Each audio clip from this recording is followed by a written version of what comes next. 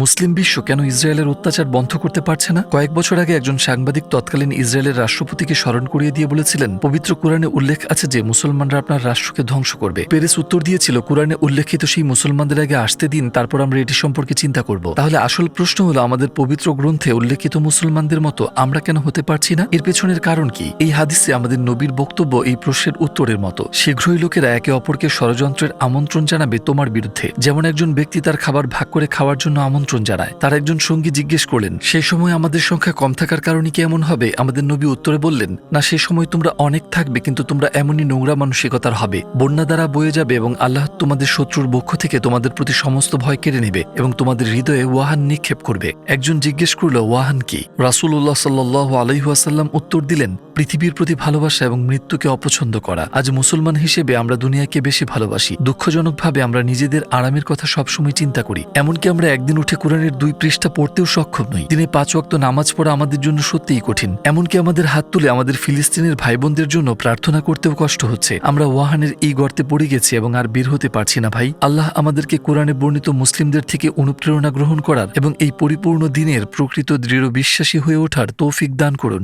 আমিন।